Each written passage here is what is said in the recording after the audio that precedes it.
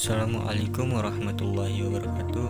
Perkenalkan, nama saya Bagus Ramadan dengan NIM 12324144017. Saya akan mempresentasikan hasil PPT saya yang berjudul Era Reformasi pada Masa Pemerintahan di Indonesia. Era reformasi merupakan periode penting dalam sejarah Indonesia yang menandai perubahan besar dalam sistem pemerintahan dan kehidupan sosial politik. Periode ini ditandai dengan transisi dari pemerintahan otoriter ke pemerintahan yang lebih demokratis dan partisipatif. Kita akan membahas beberapa poin penting dari era reformasi, yaitu perubahan sistem pemerintahan. Yang pertama, pembatasan jabatan presiden. Masa jabatan presiden dibatasi hingga 2 periode, mengganti sistem sebelumnya yang memungkinkan presiden untuk menjabat tanpa batas waktu. Dan yang kedua, pemilihan umum yang lebih demokratis. Pemilihan umum langsung untuk presiden dan anggota legislatif diperkenalkan, memungkinkan rakyat untuk memilih pemimpin mereka secara langsung. Dan yang ketiga, desentralisasi kekuasaan. Kekuasaan pemerintahan didelegasikan ke daerah-daerah, memberi otonomi kepada pemerintahan daerah dalam mengelola wilayah mereka. Penguatan lembaga legislatif. Yang pertama, Dewan Perwakilan Rakyat atau DPR, lembaga legislatif yang memiliki peran penting dalam membuat undang-undang dan mengawasi pemerintahan. Dan yang kedua, Dewan Perwakilan Daerah atau DPD, lembaga legislatif yang memiliki kepentingan daerah dan memiliki peran dalam menyetujui undang-undang yang berhubungan dengan daerah. Selanjutnya, lembaga baru untuk reformasi.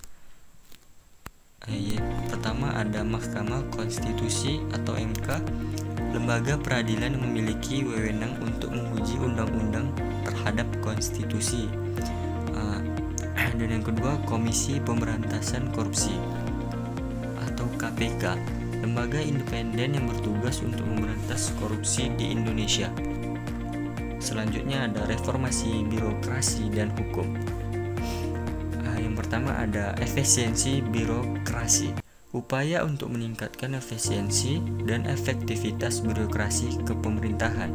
Dan yang kedua ada reformasi hukum, upaya untuk memperbaiki sistem hukum agar lebih adil, transparan, dan mudah diakses.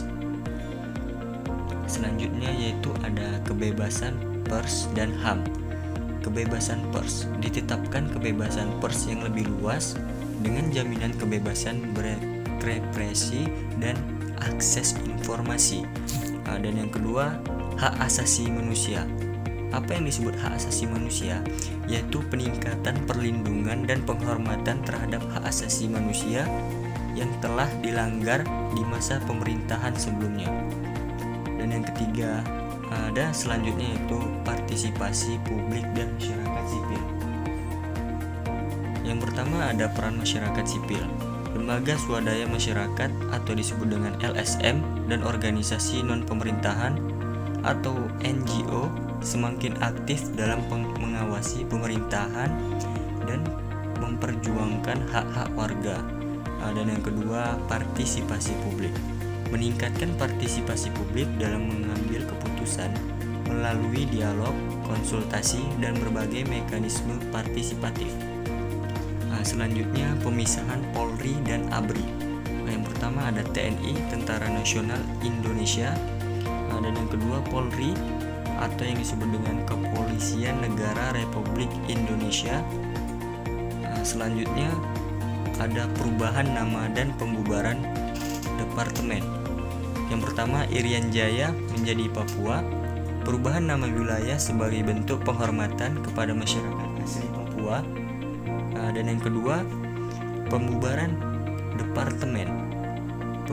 departemen sosial dan departemen penerangan sebagai bagian dari reformasi birokrasi.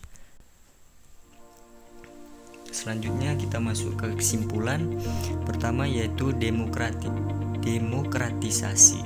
Era reformasi menandai transisi menuju pemerintahan yang lebih demokrasi dengan penguatan lembaga legislatif dan peradilan serta kebebasan pers. Dan yang kedua, partisipasi masyarakat, meningkatkan peran masyarakat sipil dan partisipasi publik dalam mengambil keputusan.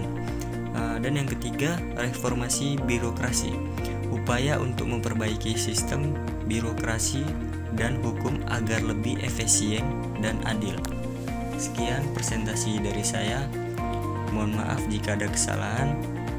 Saya tutup. Assalamualaikum warahmatullahi wabarakatuh.